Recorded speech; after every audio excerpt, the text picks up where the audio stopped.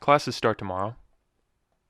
I don't know whether to say I'm excited or I'm not ready, because I really don't care. It's just a thing I have to do. Like when you have to take out the trash or do the dishes, it's just a chore. Just give me my degree. Okay, we'll give it to you after you spent 4 years in school. You just have to attend these classes, get good grades. That's all you have to do. Okay, that's just a chore. I don't get why people get so hung up on school. They'll study. They'll stay up. Well, studying's not wrong, but they'll stay up till 3 in the morning. Oh, I had 6 Red Bulls. I got to study for my final. Like, just don't study. Just learn it as you go. Why would you learn it in class and then write notes on it every single night to just force it in your head? You're not learning anything. I mean, yes, I can say, how does a CD work? And you go, oh, well, we learned in my class that there's grooves imprinted onto a CD, and then a laser shines a little beam at the groove, and if there is a groove, the laser gets shined back into a sensor, and it is recorded as a 1, and then if there is not a groove, the laser does not shine back into the sensor, and it is read as a 0, and then binary is then computed to become sound. Alright, yeah, you can tell me that. I learned that yesterday on YouTube, but I would not consider myself in the running for an audio engineering degree. Would you agree about the degree? So school's overrated. I'm very happy I'm here. In that, if I weren't here, I'd be at FedEx all the time, and I already hate working there 5 hours a day. Could you imagine twice as much time there? No.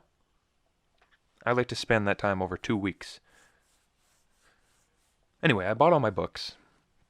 I got my class schedule written down. I made a bunch of little labels to put on all my notebooks, so I'm prepared. It's not a problem with getting prepared, but let's all just face it and say that a school is overrated and it's just a formality to get your degree. And then once you get your degree, then you could go to work, even though interning would be much, much better and just actually learning it on the job. But, you have to go through 4 years of school first and drop 120 grand, depending on where you go. Anyway, that's my little rant. I went to Ohio. I haven't seen you in a week, I guess. Last episode was 4 minutes long, I think. I went to Ohio, drove up to Warren, saw my friends up there. I gave my cousin his nice Drake and Josh shirt that I made myself. I didn't want to talk about it on the podcast because if he listened to the show and he heard the present I got him, it would not be fun anymore. So, you know the episode of Drake and Josh where they sneak out and go on the roller coaster, the Demonator? And then they get this shirt that says, I survived the Demonator or whatever. Well, I was trying to find that to get to my cousin, but no one makes it. So I had to make it myself. I tracked the picture down, tracked the font down, designed it all in Illustrator, and then put it on a shirt, gave it to my cousin and my friend Jake up there. They loved it. I think they liked it.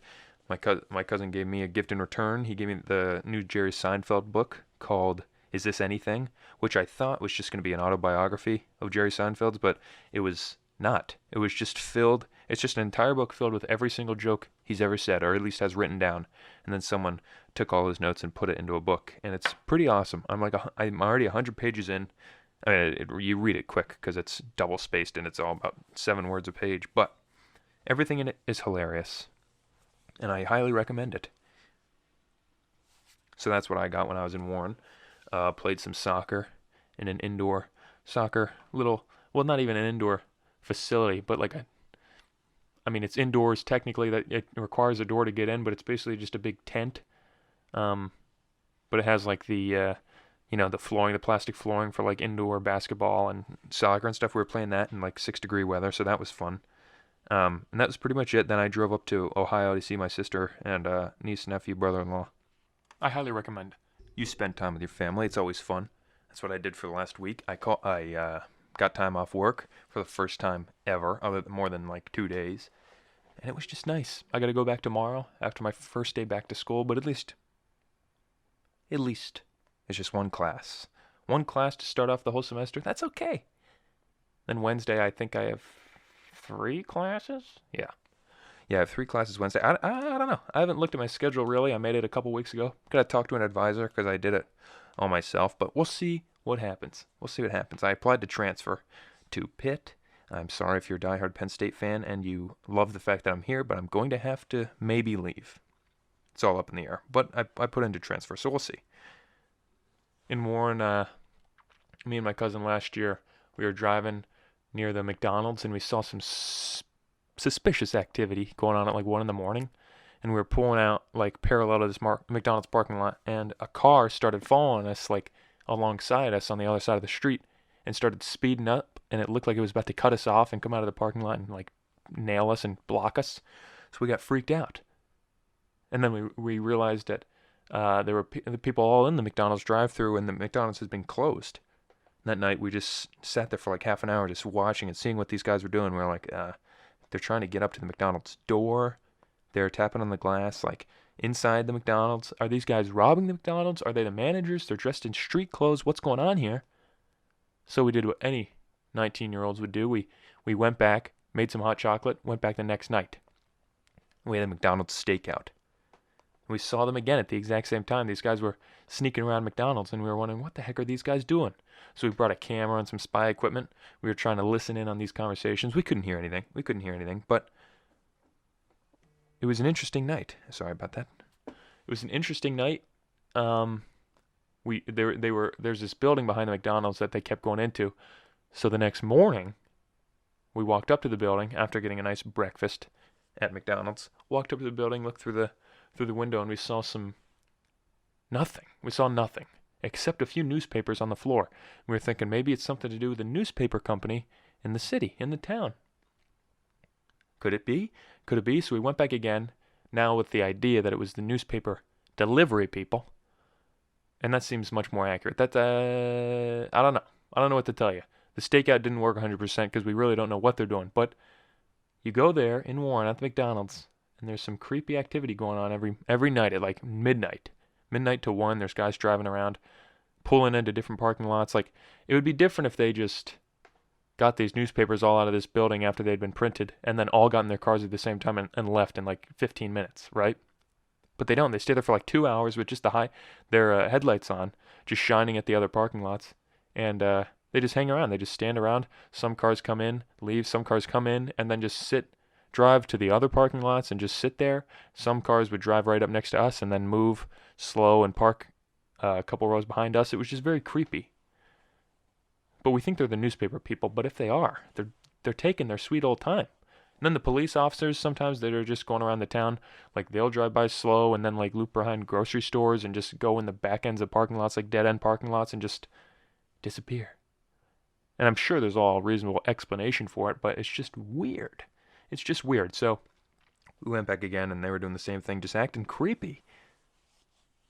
That's pretty much the whole story. But if you go there, you'll just see, all right, these are probably just the newspaper people. No one's stealing drugs or putting crack pipes in newspapers and delivering them to door as some sort of front for drugs. But it's just weird.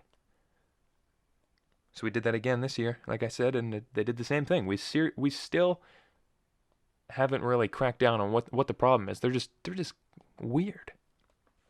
I'm still fixing the hole in my wall.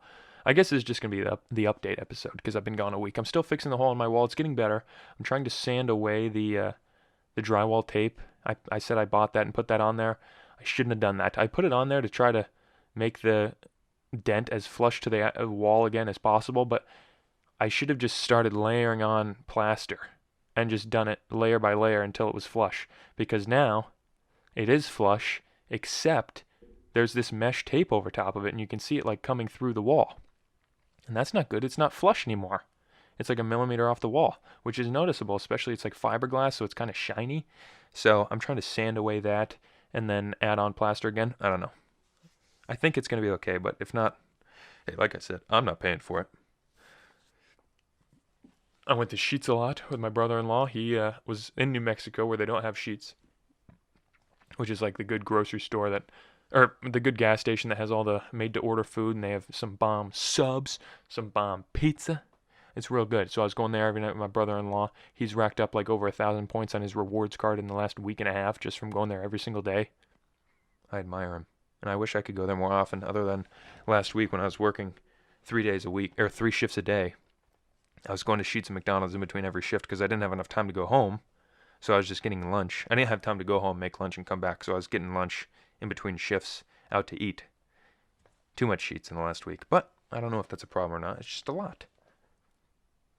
I went to Walmart and was looking through the vinyl section, and I saw a Pulp Fiction soundtrack vinyl. I love the movie Pulp Fiction. I didn't have the vinyl of the soundtrack. It's nothing that I mean, it's a great movie. I wouldn't necessarily go out of my way to buy it, but it was $20. I've never seen it anywhere else other than Amazon, and on Amazon it was like $30, or it was out of stock. So I just bought it at Walmart. This is pretty mundane. I'm not really telling you anything interesting. I'm just keeping you up to date what's going on today. I drove up to Warren on my own, met up with my parents in Ohio on Friday after I went to Warren, and then drove back. My dad drove back, which is kind of like, I've been looking forward to driving on my own for the last week. I love driving up on my own, and then I got to drive home on my own until my dad was like, I'm driving you, buddy. Your mom's driving the car we took here, and I'm driving with you back. Which, I don't know. It was nice, I guess. Just chit-chatting with my dad, but it all worked out. I'm sorry. I was fidgeting with something on my desk. It wasn't bad. It was just I didn't realize I was going to be driving home 6 hours with my dad. And then I had to pee really bad, and if I was driving, I would just pull into the next gas station I saw and pee. But then I told my dad I had to pee. He's like, you can make it another 15 minutes, buddy. And then we passed a Sheetz, and I was like, I still have to pee. He's like, oh, you do? Why didn't you tell me? I'm like, well, I did tell you, and you told me to wait until we got to Sheetz. And then here's the first Sheetz we see. You drove past it. So I was about to pee myself, but I didn't. I held it in, and I went into the bathroom. You ever count when you pee, when you have to go bad, just to see how long it takes you? This pee took me 1 minute to get through the entire pee. That doesn't sound like a lot, but count to a minute and just imagine you're peeing the entire time. And then I had like the spurts at the end. Like I peed for a minute solid, and I probably went for another minute and a half of just like like the last little drops that were coming out, it doesn't come out all at once. I don't know if that's just a guy thing. Maybe it's just a me thing. I don't know. But regardless, I peed for like 3 minutes. That was fun. Last, we stopped at Sheetz and bought lottery tickets for the Powerball. Of course, the Powerball drawing is on Wednesday, the 20th. Today's Tuesday. So we'll see if I win. And the way I see it, the lottery is a very good investment. You put $2 in for a ticket, and you can get, let's see what it's up to now, $750 million, $730 million. I mean, you turn $2 into $730 million. That is quite the investment, my friends. Quite the investment. So I cannot recommend enough going out and buying all the lottery tickets you can. Because even if you drop 30 grand on lottery tickets, if one of them wins, you're still making all that money back. It doesn't even make a dent in your winnings. So you're going to be set. Go out and spend all your money on lottery tickets because it's honestly the smartest thing. One of the smartest things you can do with your money. I'm not kidding. Turning $2 into $730 million. If you did that in the stock market, you would automatically, I think you would be able to run Wall Street on your own. I think that's unheard of. Turning $2 into $730 million. That's insane. But you can do it in the lottery. You can do it in the Powerball. The Mega Millions up to $850 million. So go ahead. Do what I say. Go out. Get all your lottery tickets. Get all your bank. All the money in your bank. Take it out. Take it to the gas station. Turn it into lottery tickets. And just sit back and wait, my friends. Now, if you're thinking about what you should listen to while you sit back and wait for your rags to turn to riches, I highly suggest a song by the Ting Tings called That's Not My Name.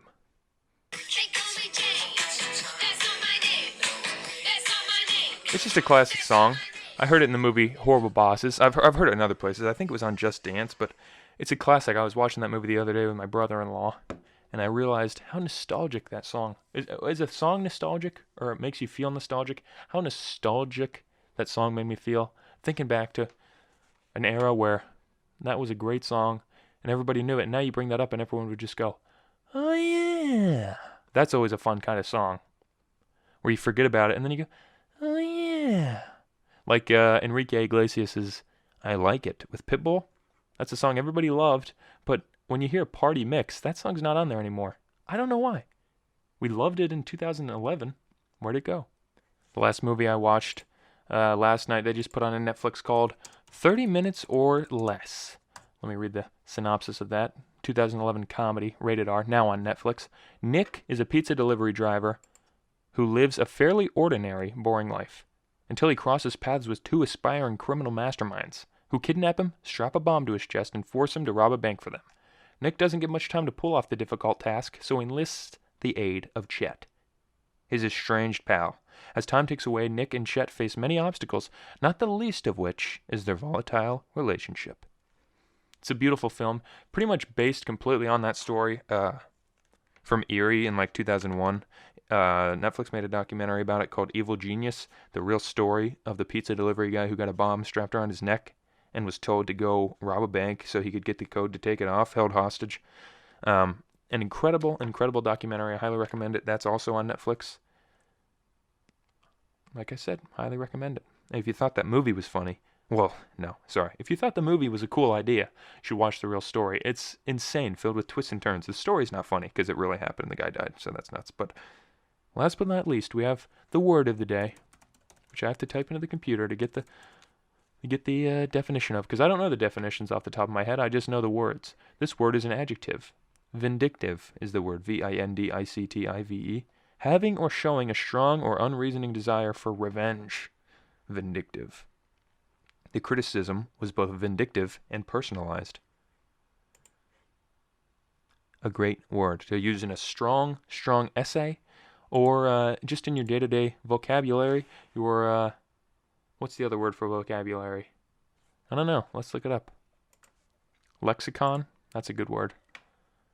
I was thinking of the word vernacular. I'm pretty sure that means vocabulary. That's another strong word. There's 3 words of the day you can use. Vocabulary, vernacular, lexicon, and vindictive. Vocabulary you can disregard. I didn't mean to say that. And that's pretty much it. That's pretty much all I did over the weekend. If you were interested, I'm pretty sure the only people listening now are the people that were interested, even just white coffee in general. So hopefully that tickled your fancy. Let's see how the YouTube studio is treating me. I don't think we've been doing too good these last couple of episodes. We got